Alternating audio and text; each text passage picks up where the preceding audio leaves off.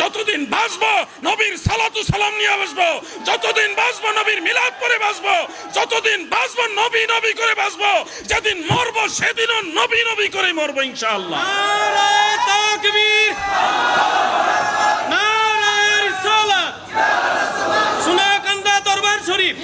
শুনুন, গত কয়েকদিন আগেও শেখুল হাদিস আল্লামা মুফতি মুতালিব হোসেন সালিহি সাহেব হুজুর, তিনি এবং আমি গুনাহগার মাওলানা হাসনাইন আহমদ আল কাদরি, মাওলানা হাসানুর রহমান হুসাইন নকশবন্দি, আরও বেশ কয়েকজন আলেম মিলে আমরা টাঙ্গাইলের মধুপুর গিয়েছিলাম।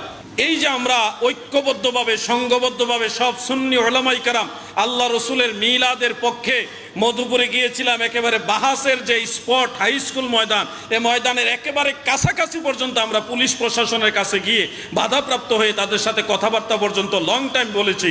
কিন্তু আল্লাহ রসুলের মহব্বত যদি আমাদের দিলে না থাকতো, আমার বাড়ি ব্রাহ্মণবাড়িয়া, সেখান থেকে সেই টাঙ্গাইলের মধুপুর যাওয়ার দরকার ছিল না। আল্লাহর হাবিবের মহব্বত যদি না থাকতো, তাহলে আল্লামা মুফতি মুতালিব হোসেন সালিহি সাহেব সেই কুমিল্লার লাকসাম থেকে টাঙ্গাইলের মধুপুর যাওয়ার দরকার ছিল না। আল্লাহর হাবিবের মহব্বত যদি না থাকতো, মাওলানা হাসানুর রহমান হুসাইন নকশবন্দি সেই চাঁদপুরের হাজীগঞ্জ থেকে টাঙ্গাইলের মধুপুর যাওয়ার দরকার ছিল না।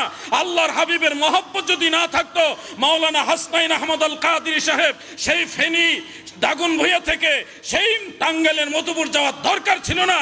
আমরা কেন সেই টাঙ্গাইলের মধুপুর মহিষপাড়া গ্রামের কাছাকাছি ওইখানে গেলাম? একটাই কারণ, আমরা মদিনাওয়ালাকে ভালোবাসি।